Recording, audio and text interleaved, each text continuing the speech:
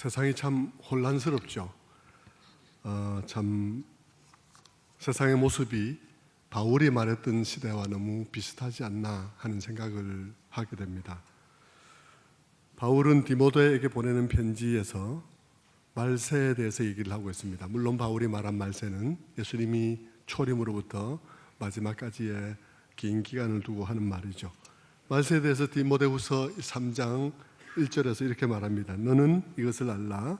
말세에 고통하는 때가 이르러 사람들이 자기를 사랑하며 돈을 사랑하며 자랑하며 교만하며 비방하며 부모를 거역하며 감사하지 아니하며 거룩하지 아니하며 무정하며 원통함을 풀지 아니하며 모함하며 절제하지 못하며 사나우며 선한 것을 좋아하지 아니하며 배신하며 조급하며 자만하며 쾌락을 사랑하기를 하나님을 사랑하는 것보다 더하며 경건의 모양은 있으나 경건의 능력을 부인한 자니 이 같은 자들에게서 내가 돌아서라. 그렇게 말하죠. 사람들이 자기를 사랑하고 돈을 사랑하며 자랑하고 또 누구 말도 듣지 않는 시대.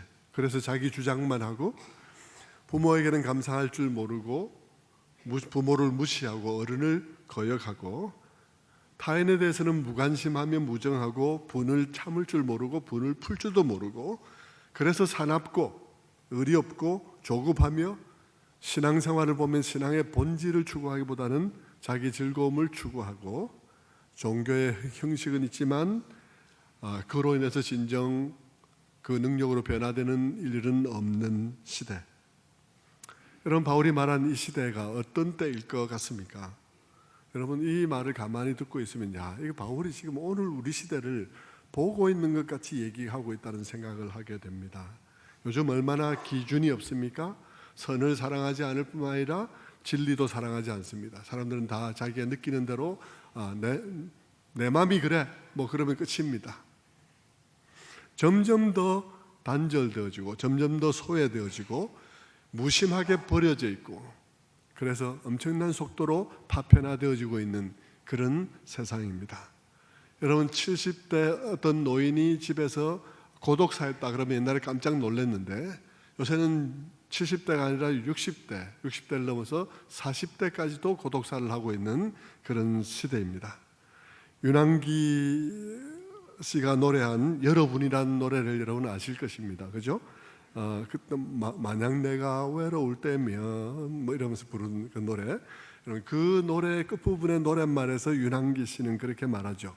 만약 내가 외로워지면 누가 나를 위로해 줄까 하는 것입니다.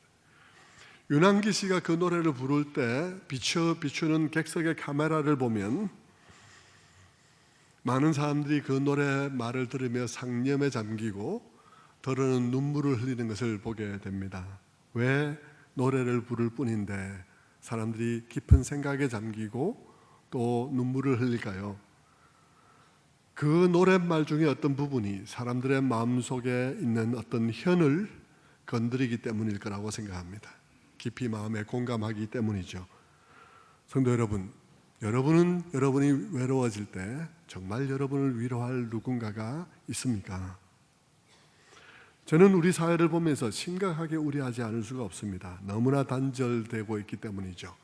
혹 돈을 좀 모아둔 사람은 그래도 돈을 믿고 좀 괜찮을 거라 생각하지만 차이가 없습니다, 여러분. 좋은 시설에서 외롭게 지내는 것밖에는 차이가 없죠. 나쁜 시설에서 외롭게 지내느냐, 좋은 시설에서 외롭게 지내느냐, 그 차이만 있을 뿐입니다. 저는 이 갈수록 파편화되어지는 그런 사회의 모습을 보면서 우리 교회의 젊은이들과 또 우리 사회의 젊은이들 그리고 또 연세 들고 있는 모두를 위한 안타까운 마음을 금할 수가 없습니다. 사람들이 심하게 우리 사회에서 갈등하고 있습니다. 갈등하는 이유가 뭐겠습니까? 불안하기 때문입니다. 정의가 어떻고 얘기를 하지만 근본적인 이유는 불안 때문입니다. 없는 사람은 없는 대로 없어서 불안하고 아무리 해도 안 되니까 불안하고 그러니까 나라에서 뭐 좀 해줘야 되지 않나 생각을 할 수밖에 없고 있는 사람은 있는 대로 있어도 불안하니까 내 돈 가지고 내가 뭘 하는데 왜 이래 제약 조건이 많냐고 불평을 하게 되는 것이죠. 각자 이데올로기를 말하지만 그러나 마음은 사실 하나입니다. 불안하다는 것이죠. 여러분, 우리의 각자 입장들이 여기 있는 사람들도 각자가 반대편에 서 있을 텐데 자기 입장만 주장하지 마십시오. 입장이 바뀌면 다른 소리 하게 돼 있습니다. 입장이 바뀌면 다른 소리 하게 돼 있으니까요. 여러분, 저는 오늘 이런 혼란스러운 세상에서 우리가 살아야 할 근본적인 길은 무엇일까 생각해 보고자 합니다. 이 혼란 속에서 여러분은 어떻게 살다 가야 하는가? 여러분은 어떤 삶을 살다가 가고 싶습니까? 어떤 삶을 살다 가면 여러분 한평생 잘 살았다고 말을 할 것 같습니까? 지난주 저는 브루도프 공동체 창설자인 그 에버하트 아놀드의 얘기를 잠깐 얘기를 했습니다. 너무 중요한 얘기니까 제가 조금 반복해서 말씀을 드릴 텐데, 그는 1920년대에 공동체를 창설하면서 산업혁명 이후에 100여 년 동안 진행되어 온 자본주의의 여러 가지 심각한 문제들을 겪고 있는 그런 시대 속에서 깊이 고민을 했습니다. 자본주의가 이제 지금은 그 이후에도 계속 수정하고 오늘 단계에 이르렀지만, 그 당시는 처음으로 자본주의가 민낯을 완전히 드러낼 그런 당시죠. 그러니까 거기는 빈부의 문제, 도시의 문제, 실업의 문제, 환경의 문제가 너무너무 심각해지고 있었고, 노동자들 가운데는 최소한의 인간적인 삶도 보장받지 못하는 그런 상황들이 속출을 하고 있었습니다. 자본주의의 폐해가 심각해지면서 지식인들 사이에서는 자본주의 대신에 사회주의와 공산주의에 관심을 가지는 분위기가 나타났죠.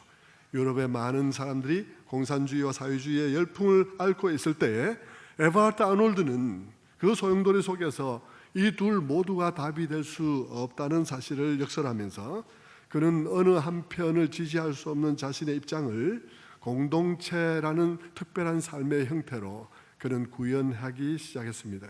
그는 그런 상황 속에서 대안을 공동체로 잡은 것이죠. 그는 말을 했습니다. 집 없는 사람들과 착취당하는 사람들, 가난하고 억눌린 사람들에 대해서 깊은 동정심을 느낀다. 그리고 그들 편에 서서 힘이 되어주고 싶다. 하지만 착취당했다고 생각하는 자들이 그들을 착취했다고 생각하는 사람들에게 복수하기 위해서 폭력적인 계급투쟁을 선동하는 일에는 찬성할 수가 없다. 우리는 공동체라는 특별한 삶의 형태를 선택한, 우리가 그 특별한 삶의 형태를 선택한 이유는 자유와 평화와 정의를 위해서 싸우는 모든 사람들 편에 서서 싸우되, 그러나 우리 몫의 싸움을 싸우기 위해서 공동체를 선택한다 라고 그는 복잡하지만 아주 세밀한 얘기를 했습니다. 아주 정교한 얘기를 했습니다.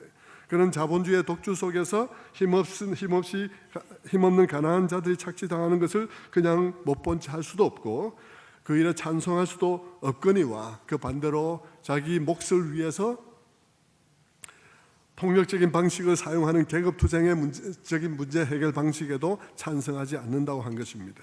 그는 이 사회 속에서 분명 좀 더 관심을 가져야 할 약자들이 있는 것도 사실이고, 때에 따라서 어느 한편에 서야 할 필요가 있는 것도 사실이지만, 그러나 폭력은 또 다른 폭력을 낳을 수밖에 없는 폭력의 한계, 폭력적 방식의 한계를 그는 보고 있기에 그는 이런 상황 속에서 가장 의미심장한 길로서 공동체를 선택했다고 그는 말을 하고 있는 것입니다.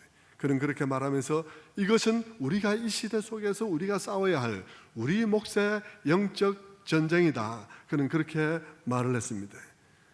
우리는 이분의 이런 이야기들을 심각하게 생각해야 할 그런 상황 속에 있죠. 오늘 우리도 정말 우리의 이 사회 현실 속에서 어느 한편에 가담하기 어려운 그런 상황 속에 있습니다.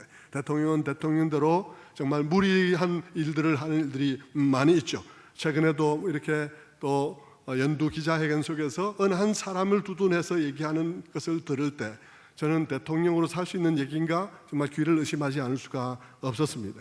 정말 수사 중인 사건에 대해서 그렇게 얘기할 수는 없을 거예요. 저는 그건 절대 동의할 수가 없습니다. 그런 방식의 의사 표현에 대해서는. 그러나 그와 반면에 또 다른 한편을 또 다른 쪽을 보면 그쪽에 또 답이 있는가 하면 우리는 참 많은 한계와 너무 참 실망스러운 모습들을 또한 보게 되죠. 우리도 이러한 상황 속에서 어느 한편에 온전히 설 수 없는 그런 상황 속에 우리도 있습니다.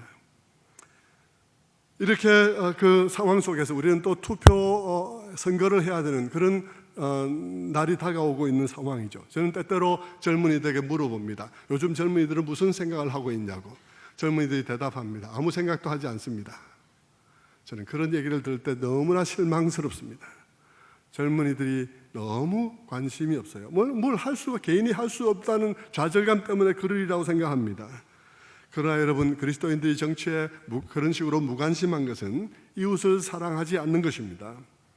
정치에 무관심한 할 것이 아니라 정치에 관심을 가지고 지금부터 무엇을 어떻게 결정해야 될 것인지를 생각해야 할 것입니다. 투표 날에 가서 그날 기분에 따라 투표할 것이 아니라 명확하게 벌어지고 있는 모든 일들을 보면서 판단하고 또 부지런히 상대방의 얘기들을 들어보고 다른 편에 서 있는 사람들의 의견에 또 의견을 들어보아야 할 것입니다. 혈연이나 지연이나 학연에 치우치지 않고 어떤 선택을 해야 되겠죠. 젊은이들이 그러는 것처럼 다 그놈이 그놈들이라고 아무 관심이 없다고, 여러분 그럴지라도 투표해야 되고 참여해야 합니다. 그런 식으로 말한다고 그 자신이 깨끗해지는 것도 아니고 사회가 깨끗해지는 것도 아닙니다. 여러분, 여러 가지 선택 중에서 최선이 없다면 차선이라도 선택해야 되고, 차선도 없고 모든 것이 다 나쁠 뿐이라면 최악을 피해서 차악을 선택해야 되는 것이 이 투표입니다. 그러니까 여러분들이 이 모든 것들에 대해서 무관심하고 나는 안 할 거야 그런 것이 아니라 나쁜 것뿐이라면 최악을 피하고 차악을 선택해야 되는 것이죠. 그것이 모든 것을 개선해 나갈 수 있는 걸음인 것입니다. 여러분, 투표는 그렇게 모두가 해야 하는 것이고, 투표하는 별개로 또 군중 시위 속에서 자기 의사를 표현해야 될 때도 있다 하더라도, 여러분 우리가 기억해야 될 것은 그런 것을 가지고 우리가 살아야 할 삶을 대체해서는 안 된다는 것입니다. 우리에게는 우리가 살아야 할 매일매일의 삶이 또한 존재하고 있습니다. 대중운동으로서 내가 살아야 할 삶의 책임을 한 것이라 말할 수는 없는 것입니다. 그렇다면 여러분, 우리가 투표도 하고 때때로 필요하다면 대중적인 의사표시도 해야 할 경우는 하겠지만 그러나 우리가 매일매일 살아야 할 삶은 무엇이겠습니까? 여러분, 이 모든 상황 속에서 여러분이 기억해야 할 것은 알버트 아놀드의 얘기인 것입니다. 공동체의 정신이, 우리 사회 속에서 공동체의 정신이 우리가 싸워야 할 영적 싸움이라는 것입니다. 물론 여러분, 브루도프 공동체처럼 그렇게 깊은 산속이나 이렇게 떨어진 곳에 그들만이 따로 떨어져 사는 그런 공동체를 의미하는 것은 아닙니다. 우리의 삶 속에서 우리의 이웃들에게 마땅한 관심과 책임을 느끼는 공동체성이 우리에게 있어야 한다는 것입니다. 그것이 우리가 평생 추구해야 될 삶인 것이죠. 성도 여러분, 여러분은 어떻게 살다 가는 것이 좋을지 생각해 보셨습니까? 여러분은 어떻게 사는 것이 잘 사는 것이라고 생각하십니까? 어떤 인생이 성공한 인생이라고, 보람 있는 삶이라고 생각하십니까? 여러분, 그런 것을 생각해 보십니까? 많은 사람들 생각하지 않고 그냥 살아가는 것 같아요. 많은 사람들 생각하지 않고 살아가면서 이렇게 생각합니다. 그렇게 물으면 문득문득, 그래, 열심히 공부하고 열심히 노력해서 돈 많이 벌거나 높은 지위에 오르거나 그렇게 해서 뭐 한 자리 하고 그리고 인생 마치면 잘 살다 간 것이라고 말하겠지. 사람들은 그렇게 생각할 것입니다. 여러분, 높은 지위에 오르면 올랐다 내려오면 성공한 인생입니까? 남이 오르지 못하는 특별한 지위에 올랐으면 그 사람은 성공한 인생입니까? 결코 그렇지 않습니다. 그렇게 살아도 내려오면 그뿐이에요. 그리고 거기서 어떤 일을 했는지는 또한 다른 문제인 것이죠. 여러분, 만약 높은 곳에 올라오고 좋은 학교 나오고 그래서 좋은 캐리어를 쌓아서 어떤 높은 지위에 오르고 남들이 오르지 못하는 어떤 자리에 올라서 어떤 일을 하는 것이 인생을 잘 산 것이라고 말한다면, 이게 이 지구상에 살아가는 대부분의 사람들은 루저로서 살아갈 수밖에 없을 것입니다. 그렇게 살아갈 수 있는 사람이 몇 사람이겠습니까? 그 삶이 꼭 의미 있는 삶이라고 말할 수도 없거니와, 그것이 인생을 의미 있고 잘 사는 것이라고 말한다면, 그렇게 겉보기에 성공한 것이라고 말한다면, 이 세상에 의미 있게 살아갈 수 있는 사람은 몇몇 사람밖에 없을 것입니다. 그리고 이 자리에 계신 많은 사람들은 죄송하지만 이미 의미 있는 인생을 살기에는 틀려버렸을 것입니다. 이미 늙어버렸거나 아니면 젊었다 하더라도 그럴싸한 직장에 취직할 나이를 넘겨버렸거나, 그래서 의미 있는 인생을 살기 어렵다고 생각하게 될 것입니다. 여러분, 대기업에 들어가지 못하면 의미 있는 인생을 살기 틀려버린 것입니까? 여러분이 혹시 그렇게 생각하고 있지 않습니까? 그리고 대기업에 들어가면 거기서 여러분 의미 있는 인생을 살 수 있습니까? 여러분, 공무원 여러분 모두 관심을 갖고 있는데 공무원 되면 의미 있는 인생을 살아가게 되어 있습니까? 천만의 말씀이요. 대기업에 들어가도 그런 시험에 합격해도 그것으로 의미 있는 인생을 살아가게 되어 있는 것은 아닙니다. 여러분, 회사를 경영하는 사람들은 회사를 크게 키우고 그래서 회사가 잘 나가면 의미 있는 인생 살고 그리고 한평생 잘 살았다 그렇게 얘기를 할 것 같습니까? 그렇다면 부도 나버리면 인생은 아무 의미가 없는 것인가요? 부도 나버려서 그럼 실패해버리고 다시 일어서지 못하면 그것으로 의미 없는 인생을 사는 것이 되는 것인가요? 꼭 대기업에 들어가거나 아니면 어떤 기술을 개발해서 스티브 잡스와 같이 세계적인 그런 기업이 되고 하는 것이 그러면 성공적인 인생인가요? 여러분, 한번 생각해 보시기 바랍니다. 최근에는 각 분야에서 나름대로 대표적인 기업들이 되는 회사들이 있죠. 최근에는 택배업이 굉장히 유행입니다. 그리고 그러다 보니까 어떤 택배 회사에서는 밤에 주문하면 새벽에 갖다 놓는 그런 서비스도 개발해서 밤에 주문하면 아침에 이렇게 문 앞에 쌓여 있습니다. 여러분, 그렇게 해서 그런 비즈니스를 키워서 그런 업계의 독보적인 지위를 차지하면 하나님께서 칭찬하실까? 저는 그 회사를 운영하는 사람이 기독교인인지 아닌지 저는 모릅니다. 서로 기독교인이라 칩시다. 그래서 그분이 천국 갔다고 칩시다. 저는 그 사람 천국 가면 걸상 들고 책상 들고 벌 쏘고 있어야 된다고 생각합니다. 저는 그런 사람 천국 가서 벌 쏘고 있어야 된다고 생각합니다. 하나님이 인정하는 삶은 경쟁을 더욱더 격화시키는 삶이 아니라 공존하는 삶이요, 정상적인 라이프 사이클을 무너뜨리고 밤과 낮이 뒤바뀌고 밤낮이 없는 삶을 살게 해서 자기는 떡하니 자빠져 자면서 남들은 밤새도록 잠 못 자도록 만들어 놓고 그것을 더욱더 속도전을 벌리면서 그래서 생명을 앗아가고 그래서 그 삶 속에 병을 부르는 그런 삶이 아니라 생명을 풍성하게 하는 삶을 만들어 가야 하는 것이죠.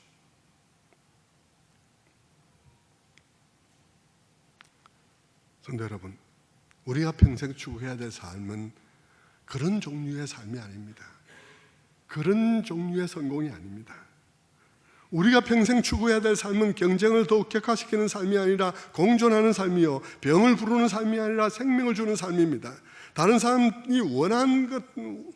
사람에게 내가 원하는 대로 내가 다른 사람에게 해주는 것이죠. 나는 떡하니 자빠지 자면서 남은 밤새도록 잠 못 자게 하는 그것이 해야 할 일인 것입니까? 그런 비즈니스를 개발해서 그렇게 그 지위에서 독점적인 지위를 얻어야 하는 것입니까? 여러분, 우리가 선택해야 될 것은 다른 것입니다. 남이 어떻게 하든지 간에 여러분이 예술을 하든 아니면 문학을 하든 아니면 사업을 하든 그 자체가 목표가 아닙니다. 문학 자체가 목표이거나 사업 자체가 목표여서는 안 됩니다. 그것을 통해서 여러분, 우리 사회의 생명을 더 풍성하게 하는 일이 목표가 되어야 합니다. 그것이 하나님이 인정하실 삶이죠. 돈을 위해서 살지 말아야 되는 것입니다. 사업을 위해서 사업하지 말아야 하는 것입니다. 예술을 위해서 예술하지 않고요, 단지 의술을 위해서 의사가 되지 말고 병원을 위해서 의사가 되는 일이 되어서는 안 되는 것이죠. 설교를 위해서 목사가 되는 일이 되어서는 안 되는 것입니다. 항상 무슨 일을 하든지 생명이 목표가 되어야 되는 것이죠. 생명을 풍성하게 하는 일이 목표가 되어야 합니다. 그리고 우리 가운데 우리 사회에 생명을 풍성하게 하는 일, 공동체성을 높이는 일이 우리가 해야 될 일인 것입니다. 그것이 여러분이 헌신해야 될 삶인 것이죠. 그렇게 살다가 죽어야 하는 것입니다. 그러면 높은 지위에 오르지 못해도 성공한 삶을 사는 것입니다. 여러분, 높은 지위에 오르는 것은 오른다고 성공한 삶, 보람 있는 삶, 의미 있는 삶이 된다는 보장도 없거니와 그것이 인생을 판단하는 중요한 것이라면 하나님의 기준에도 어긋나거니와 성공한 인생은 몇몇 사람밖에는 없을 거예요. 성도 여러분, 이렇게 삶 속에 생명을 더 풍성하게 하고 공동체성을 높이는 삶은 누구나 살 수 있는 삶입니다. 지금 여러분도 살 수 있는 삶입니다. 여러분이 아무리 늙었다 하더라도 여러분의 남아있는 여생을 그렇게 살 수 있습니다. 여러분이 사업하다 부도가 났다 하더라도 여러분 사업하다 부도 날 수 있죠. 연쇄적으로 부도 맞아서 부도 날 수 있습니다. 그러면 비록 사업에는 실패했을지 몰라도 하나님 앞에서 여전히 성공적인 삶을 사는 사람일 수도 있습니다. 그가 어떻게 사업을 하다가 어떻게 부도 났느냐에 따라서 그의 삶은 하나님 앞에서 지워지지 않을 것입니다. 그리고 하나님께서 그에게 더 감동받을 수도 있습니다. 네가 그렇게 하다가 부도가 났냐, 그러면서 더 감동받을 수도 있죠.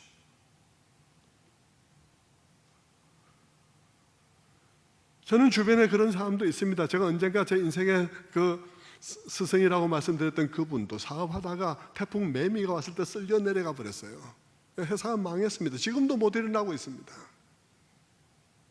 그러나 여러분, 그의 종업원들은 그에게 감사했고 그 달치 봉급 받으러 와서 떼쓰지 않았고 은행도 와서 빚 내놓으라고 말하지 않았습니다. 우리는 회사가 부도나면 실패했다는 생각에 얼굴을 떨굴지 몰라도 하나님은 우리가 그렇게 하기 위해서 애쓰다가 그렇게 되었다면 하나님께서는 네 인생이 정말 감동적이구나 라고 말을 할 수도 있을 것입니다. 저는 지금 부도나라는 말을 하고 그렇게 말하겠죠. 여러분, 어떻게 보면 하나님 앞에서는요, 세상 사람들은 부도 난다냐 안 났냐 가지고 말하지만, 그러나 어떻게 보면 하나님 앞에서 부도 안 난 나의 삶이 더 문제일 수도 있습니다. 저는 지금 부도 나라고 말하고 있는 것이 아니라요, 부도 났는지 안 났는지가 기준이 될 수가 없다는 것입니다. 건재하고 있는 것이 건재하고 있는 것이 아닐 수 있다는 것입니다. 성도 여러분, 공동체적인 삶은 실패한 후에도 살 수 있는 삶입니다. 그것은 내 수중에 아무 것이 없어도 살 수 있는 삶입니다. 그것을 위해서는 엘리트일 필요도 없고요, 그것을 위해서는 많은 재산을 가질 필요도 없습니다. 그것을 위해서는 꼭 젊어야 할 필요도 없습니다. 그것은 마음만 있으면 살 수 있는 삶입니다. 마음만 있으면 살 수 있는 삶이기에 그 삶을 살지 못한 책임은 오로지 나에게 있습니다. 누구에게도 그 책임이 있는 게 아닙니다. 우리 아버지를 잘못 만나서 내가 교육을 잘못 받았다든지, 우리 아버지 잘못 만나서 내 수중에 돈이 없다든지, 그것이 그 삶을 살지 못한 이유가 될 수 없습니다. 공동체적인 삶은요, 내가 여기 있으면서 사람들과 관계 가운데서 내가 가지는 마음가짐에서 나오는 것이기에 여러분, 그것에 대한 책임은 오로지 나에게 있습니다. 그것은 어떤 상황에도 누구라도 그런 삶을 살 수 있습니다.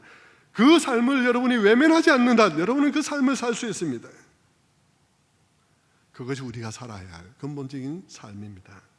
그것을 성경은 우리에게 말해주죠. 여러분, 우리가 어떻게 인생을 살아야 하는지, 어떻게 사는 인생이 잘 산 삶인지 사람들은 말해주는 데가 별로 없거니와 여러분, 말을 한다 하더라도 근거 있게 권위 있게 말해주는 사람은 없습니다.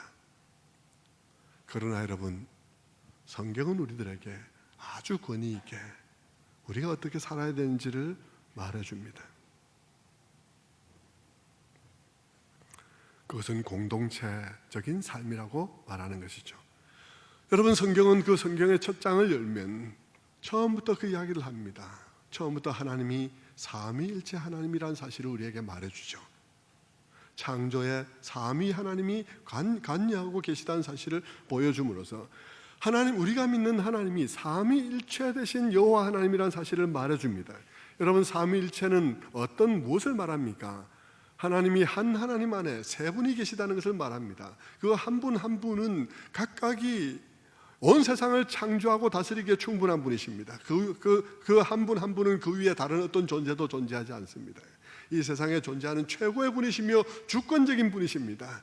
그럼에도 불구하고 그 한 분 한 분이 서로를 위해서 자기 자신을 낮추어 섬기고 서로를 위해서 존재하며 서로를 영화롭게 합니다. 그렇게 사랑과 존중과 헌신 속에서 이 세 분은 영원 전부터 하나이십니다. 서로 사랑하십니다. 그래서 그분들은 사랑의 하나님이십니다. 만약 우리가 믿는 하나님이 그런 하나님이 아니고 그냥 단일신 일위적인 하나님, 단일신 일위적인 하나님이라면 영원 전부터 존재하셔도 혼자 존재하셨고 그렇기 때문에 사랑의 하나님이실 수 없습니다. 그분이 혹시 사랑했다면 사랑할 대상이 자기 자신밖에 없었기 때문에 지독한 자기 사랑일 것입니다. 그리고 그분이 세상을 창조하시고 우리를 창조하셨다면 그때부터 사랑을 배우기 시작했겠죠. 지금도 사랑을 배우고 있을 것입니다. 그런 분은 아가페적인 하나님이 될 수가 없습니다. 아가페적인 사랑을 하는 하나님이 될 수가 없죠. 그러나 성경은 우리의 하나님이 그런 하나님이 아니라고 말씀하십니다. 성경은 우리들에게 우리의 하나님은 영원 전부터 삼위일체 되신 하나님이라고 말씀하십니다. 영원 전부터 사랑이신 분이십니다. 그런데 성경은 조금 더 읽어내려가면 성경은 말합니다. 그 삼위일체 되신 하나님이 우리가 우리의 모양대로 우리의 형상과 모양대로 사람을 만들자라고 말씀하셨다는 것입니다. 우리가 우리의 모양과 형상대로 사람을 만들자고 말하는 그 말을 들을 때 우리가 삼위일체를 바로 이해했다면 그 말을 듣는 순간 여기에는 엄청난 것들이 담겼다는 사실을 알게 되죠. 그 중에는 삼위 하나님의 하나 되심이 투영되지 않았다고 말할 수가 없는 것입니다. 삼위 하나님의 하나 되심이 인간 창조에 투영되어졌고 따라서 하나님께서는 인간이 하나가 되기를 원하셨다는 사실을 알 수 있습니다. 하나가 되도록 지으셨다는 것입니다. 그래서 하나님께서는 인간을 창조하시되 아담을 창조하시고는 혼자 인간의 사람이 독처하는 것이 좋지 못하더라 라고 말씀하시고 하와를 창조하셨습니다. 그리고 그 둘에 대해서 축복하시면서 말씀하셨습니다. 창세기 2장 24절의 말씀에 이러므로 남자가 부모를 떠나 그의 아내와 합하여 둘이 한 몸을 이룰지로다. 둘이 한 몸을 이룰지로다 이 말은 단지 성적인 하나됨을 말하는 게 아닙니다. 그것은 전인격적인 연합을 말하는 것이죠. 영적으로 하나 되고 정신적으로 하나 되어지고 육적으로 하나 되어지고 물질적으로 하나 되어지는 것을 말하는 것입니다. 딴 주머니 차지 말고 말입니다. 딴 주머니 있습니까? 빨리 내놓으십시오. 네. 하나 되라는 것이죠. 그리고는 이어서 나오는 말은 이런 말입니다.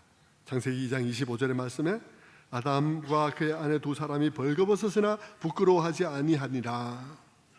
벌거벗었으나 부끄러워하지 아니한다는 말은 단지 육체적인 의미만은 아닙니다. 존재적인 의미죠. 서로가 서로에 대해서 편안하다는 것입니다.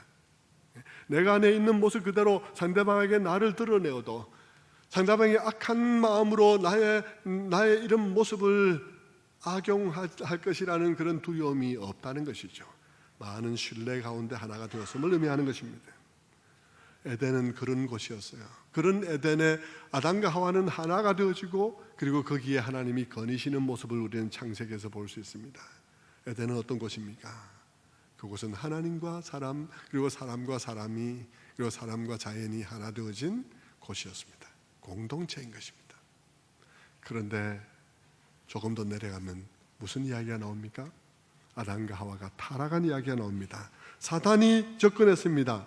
아담과 하와에게 하나님에 대한 의심을 일으켰습니다. 마치 하나님이 그들이 더 영광스럽게 되거나 그들이 더 행복하게 되는 것을 원치 않는 듯이 그들의 마음속에 의심을 불러일으켰습니다. 하나님과 사람 사이에 균열이 가기 시작했습니다. 의심이라는 균열이 가기 시작했죠.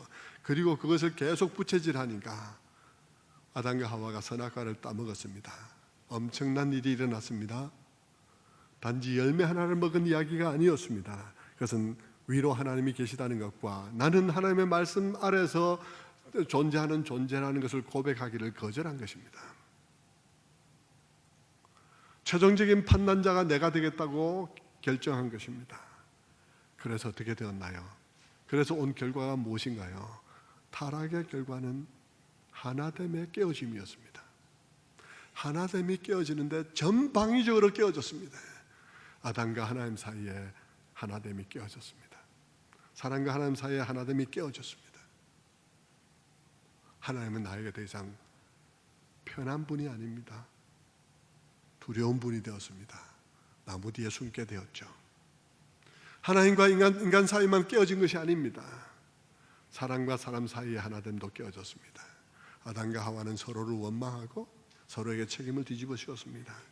사람과 사람 사이의 하나됨만 깨어졌습니까? 아닙니다. 사람과 자연과의 하나됨도 깨어졌습니다. 땅이 가시와 엉겅퀴를 내었다고 말하고 있습니다. 성도 여러분, 인간의 범죄로 인해서, 사탄으로 말미암아 인간이 범죄함으로 인해서 깨어진 것은 하나됨이 깨어졌습니다. 사탄은 오늘도 동일합니다. 사탄은 오늘도 동일하게 우리 가운데 우리의 하나됨을 공격합니다. 하나님과 우리 사이의 하나됨을 공격하고 나의 신앙을 공격하고요. 그리고 우리 공동체 속에서 우리와 우리 사회를 공격합니다. 틈만 있으면. 그리고 우리 사회 속에서 하나됨을 공격할 것입니다. 우리 사회에 있는 모든 불만들을 폭력적으로 변모시킬 것입니다. 그래서 그 갈등으로 인해서 치유되기 어려운 그런 상황을 만들어내겠죠. 정치인들을 통해서, 아니면 이런 노조를 통해서, 아니면 이런저런 사람들을 통해서, 정당들을 통해서, 미디어를 통해서 우리 사회를 깊이 갈라놓고 싸우게 만들 것입니다. 그런 의미에서 사탄은 공중 권세 잡은 자요 정사와 권세입니다. 위정자들 위에 있습니다.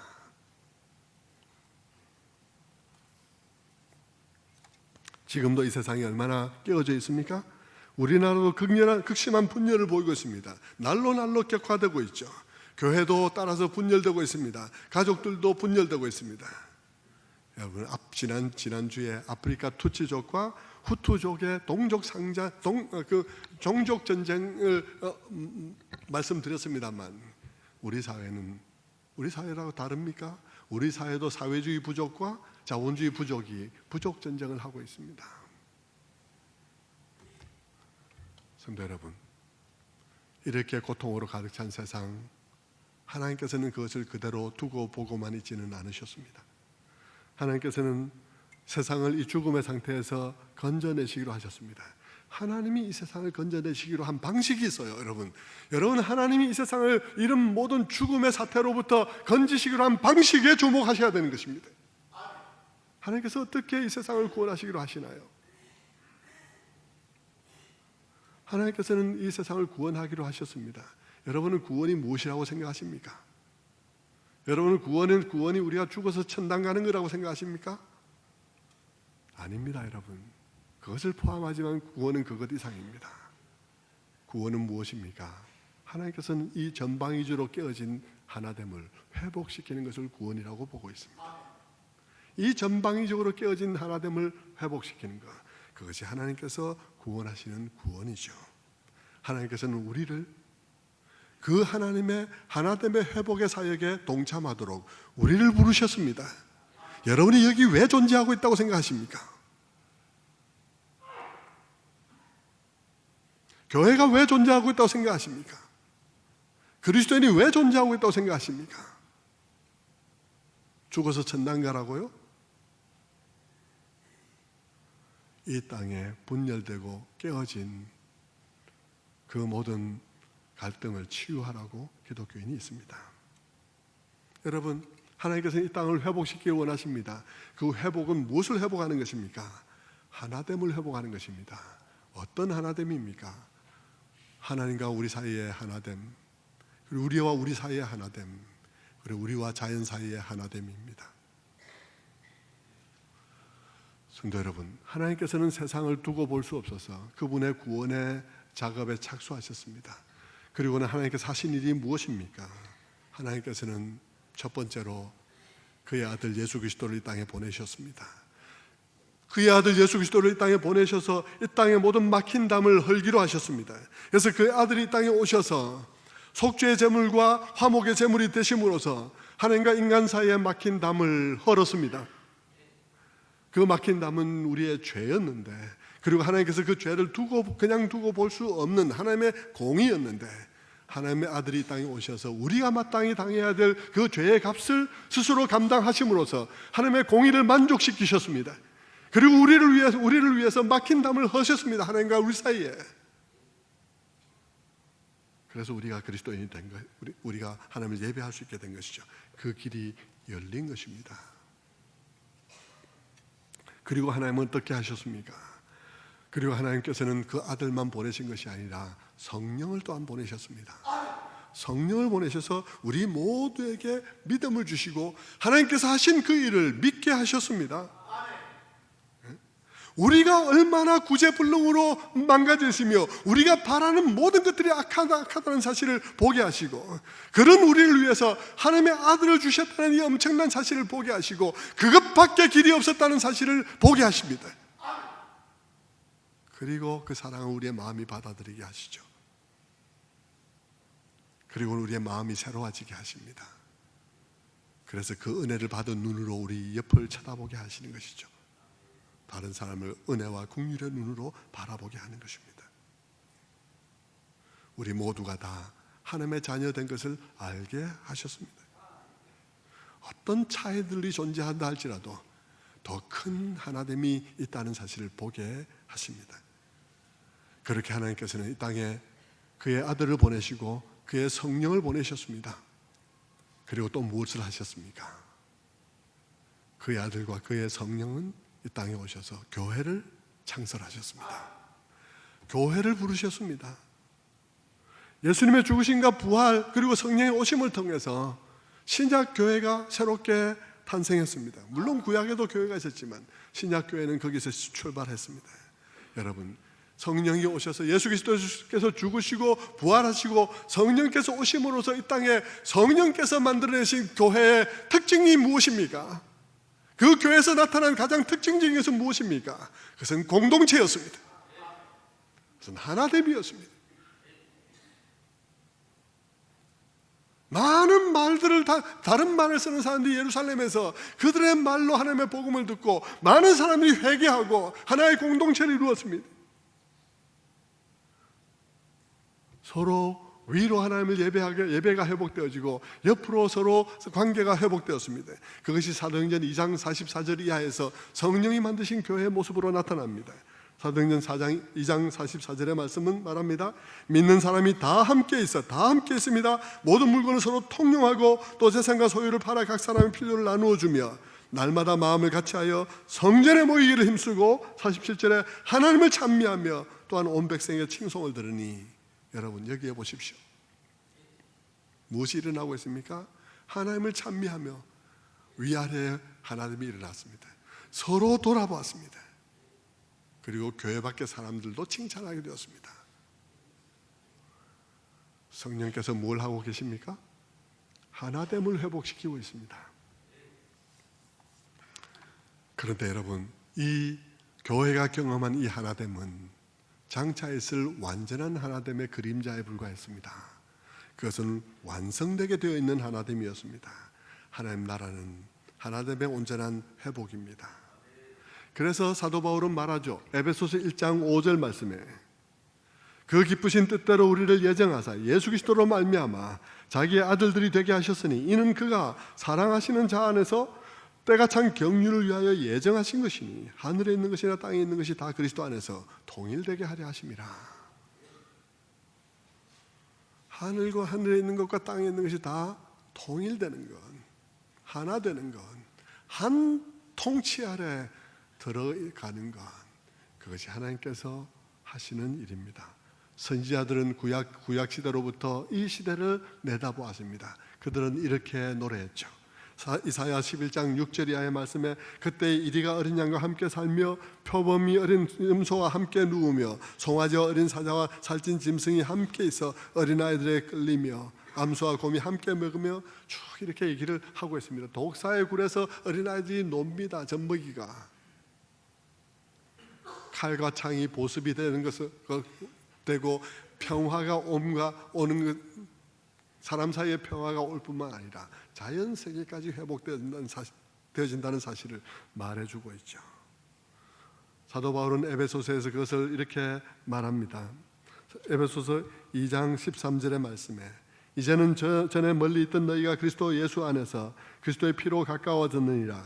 그는 우리의 화평이신지라 둘로 하나를 만드사 원수된 것 곧 중간에 막힌 담을 자기 육체로 허시고 이 둘로 자기 안에서 한 새 사람을 지어 화평하게 하시고 또 십자가로 이 둘을 한 몸으로 하나님과 화목되게 하려 하심이라. 원수된 것을 십자가로 소멸하시고 또 오셔서 평안을 전하셨으니 이는 그로 말미암아 우리 둘이 한 성령 안에서 아버지께 나아감을 얻게 하려 하심이라. 에베소서가 뭘 말하나요? 우리 사이에 막힌 담을 허시고 우리를 한 인류를 만드셔서 우리가 하나로 한 성령 안에서 하나님께 나아감을 얻게 하려 하신다고 말하고 있죠. 하나됨의 회복입니다. 전방위적으로 깨어졌던 하나됨을 회복시키는 것이 하나님께서 하시는 일입니다.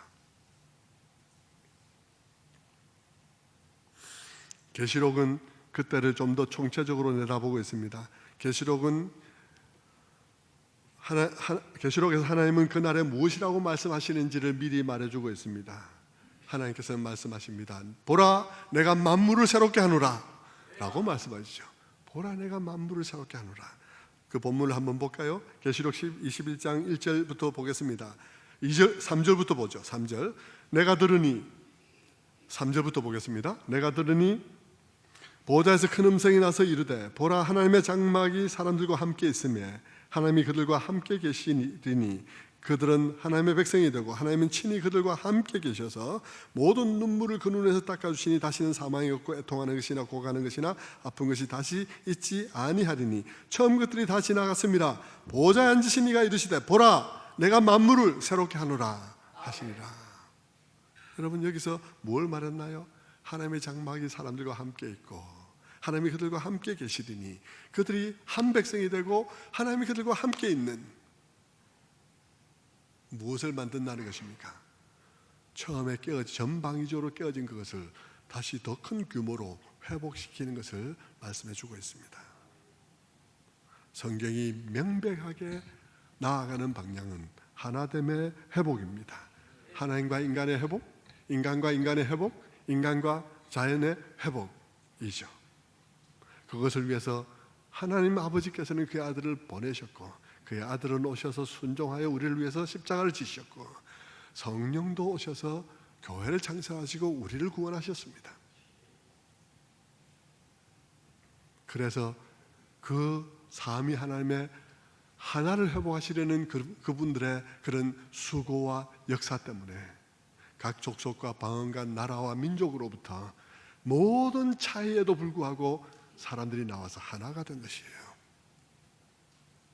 그것이 성경이 말하는 명백한 방향입니다. 명백하게 이 역사가 진행해가는 방향이고 완성되어질 명백한 방향이죠. 성도 여러분, 제가 오늘 이 얘기를 이 설교를 왜 하고 있겠습니까? 우리 재직들에게 또 우리 교회를 구성하고 있는 모든 분들에게 제가 이 얘기를 무엇 때문에 합니까? 제가 무엇이라고 말하며 이 설교를 시작했나요? 이 혼란스러운 시대 속에서 우리는 어떻게 살아야 하나 하는 것입니다. 이 혼란스러운 시대 속에서 우리는 어떻게 살아야 잘 살았다고 말할 건가? 이 분열된 세상 속에서 어떻게 살다 가야 하는가 하는 것이죠. 여러분, 어떻게 사는 것이 잘 사는 것입니까? 어떻게 사는 것이 지혜로운 것입니까? 이 세상에서 높은 자리에 한번 올라갔다가 내려오면 잘 산 것입니까? 많은 돈을 모았으면 잘 산 것입니까? 예, 잘 살았을 수도 있겠죠. 잘 산 것일 수도 있겠습니다. 하나님만 없다면. 하나님만 없다면 높은 자리에 한번 올라갔다 내려오면 잘 산 것이라고 말할 수도 있겠죠. 하나님만 없다면 돈을 많이 모아서 통장에 많이 남기고 갔다면, 그리고 좋은 병원 신세지다가 좋은 그런 노인 수용시설에 있다가 가면 잘 산 것이라고 말하겠죠. 하나님이 안 계시다면. 그러나 여러분, 하나님이 계시다면, 그리고 그분이 완성하실 그림이 존재한다면, 그리고 그분이 우리를 통해서 그 그림을 그리시기를 원하셨다면, 교회와 성도들이 단지 죽어서 천당 가려고 부름받은 존재가 아니었다면, 하나님이 그리실 그 그림, 완성하실 그 그림을 그리는데 동참하라고 부르셨다면 높은 자리에 올라갔다 내려온 것으로 잘 살았다 말할 수 없을 것입니다. 그분이 그리는 그 그림에 내가 그린 그림이 없다면, 그분이 완성하신 그림에 내가 그린 그림이 없다면 그게 뭐 잘 산 삶입니까?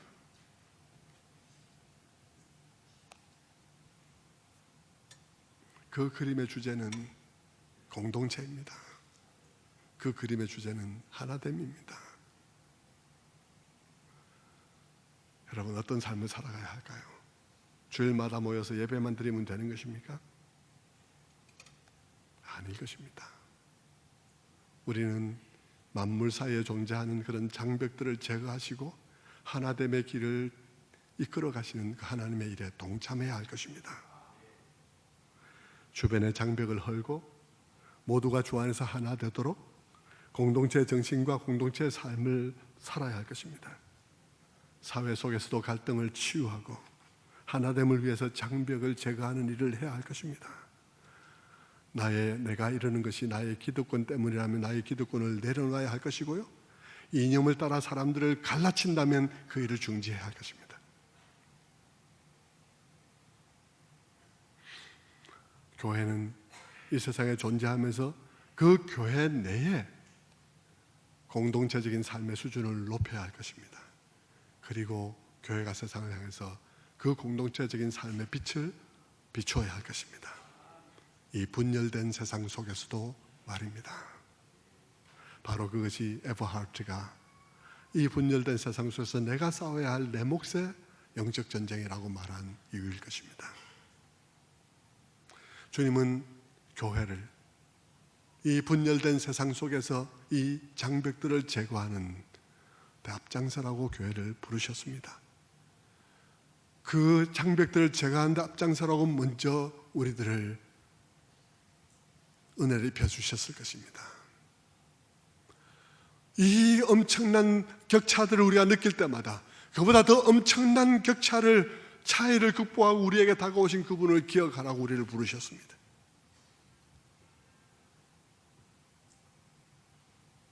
그리고 그 복음을 선포하라는 것이죠. 너희들이 고통받고 소화하지 못해서 너무나 화내면서 힘들어하는 그 차이보다도 엄청 더 비교할 수 없이 큰 차이를 극복하고 우리에게 다가오신 나의 아들 예수 그리스도를 기억하라고 말하는 것입니다. 그리고 그의 복음을 선포하라고 말하는 것이죠. 그의 복음이 선포될 때마다 교회는 언제나 그곳에 장벽들을 무너뜨렸습니다. 마치 여리고성이 무너지듯이, 돌기만 했는데 여리고성이 무너지듯이 복음을 선포했는데 노예가 해방되어지고 종과 자유자의 차별이 없어지고, 먼저 교회 안에서부터 남자와 여자 사이의 차이가 없어지고, 여권이 신장되어지고, 여자들이 교육을 받기 시작하며 빈부의 차이가 극복되어지고 피부의 장벽들이 무너지는 일들이 일어났습니다. 공동체는 이 모든 차이를 극복하는 모든 것이 아우러진 그런 싸움인 것입니다. 제가 이 설교를 준비하면서 우연히 어느 유튜브를 이렇게 보았습니다. 유튜브를 이제 보니까 인도의 카스트 제도에서 불가촉 천민 출신의 어떤 목사님의 얘기가 있었습니다. 여러분, 인도에는 신분 제도가 있죠. 카스트가 있습니다. 카스트 제일 위에는 여러분 브라만, 크샤트리아, 바사, 그 다음에 제일 마지막으로 수드라 이렇게 있죠. 여러분 학교 때 배웠을 것입니다.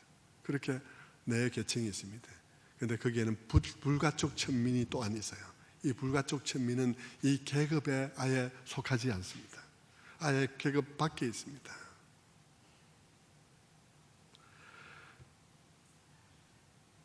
그들은 인간보다 더 못하죠. 짐승보다도 더 못합니다. 왜 짐승보다 더 못하냐 그러면요, 거기에 힌두 사원의 개는 들어갈 수 있어도 사람은 이 달리트라는 이 불가촉 천민은 들어갈 수 없기 때문입니다. 개는 허락이 되는데 불가촉 천민은 허락되지 않습니다.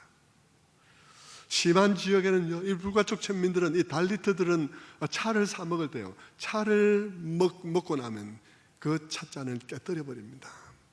왜냐하면 이 잔은 부정한 것이기 때문에 다른 사람이 마시면 안 된다고 잔을 깨뜨려 버리는 것입니다. 그것을 보는 불가촉 천민들은 얼마나 마음에 말할 수 없는 상처를 느꼈을까요? 제가 본 그 동영상의 주인공은 어릴 때부터 너무나 큰 상처 속에서 자랐습니다. 제가 그 얘기를 듣고 정말 경악을 했습니다. 당신은 어떤 상처를 안고 살아왔나요? 그때 그가 대답을 했습니다. 저는 어릴 때 저희 어머니가 저에게 너는 사람이라고 생각하면 너무 힘드니까 사람이라고 생각하지 말고 살아야 돼. 그것이 그 어머니가 애야 너는 사람이 아니란다. 사람이라고 생각하지 마라. 그것이 그 어머니가 가르친 가르침이었습니다. 학교에 가면 교실에 들어가지 못했습니다. 그래서 교실 밖에서 교실 창문 너머로 공부를 해야 했습니다. 쉬는 시간에 밖에 나와서 의자에 앉을 수가 없었습니다. 다른 계급 제도에 속해 있는 사람들이 거기 앉아서 있다가 그 사람들이 앉으라고 말하면 앉을 수 있어도 앉으란 말을 하지 않는데 앉을 수는 없었습니다. 친구들과 동급생과 놀이를 하며 운동을 할 때도 부딪히면 안 되었습니다. 불가촉 천민이니까요. 부딪히면 안 되었습니다. 어느 날 운동을 하다가 부딪혔습니다. 그 동급생이 길길이 뛰면서 불가촉 천민이 나를 만졌다고 길길이 뛰면서 모욕을 했습니다. 너무 화가 나서 크리켓 채로 그 아이를 때렸습니다. 문제가 커졌습니다. 불가촉 천민이 건드리는 것에 부족해서 때렸다고 난리가 났습니다. 그날 밤에 온 가족은 짐을 싸서 도망가야 했습니다. 그의 마음의 상처가 어떠했을까요? 그런데 어느 날 길을 가다가 자기 형이 밖에 나갔다가 복음 전도자들이 그 마을에 와서 복음을 전하는 것을 보았습니다. 다가가서 그 사람들에게 다가갔는데 그때 그 복음 전도자들이 그 사람에게 성경을 줬습니다. 제 형이 성경을 들고 왔는데 그 성경을 펼쳐서 읽다가 눈물을 흘렸습니다. 하나님이 우리를 자기 형상으로 지었대. 모든 사람이 동일하대.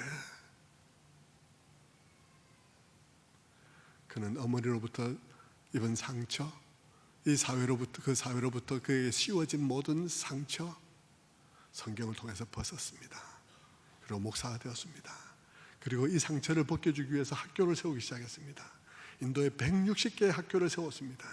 그리고 그곳에 오는 불가촉 천민의 아이들에게 너는 사람이란다, 하나님의 형상이란다 가르쳤습니다. 성도 여러분,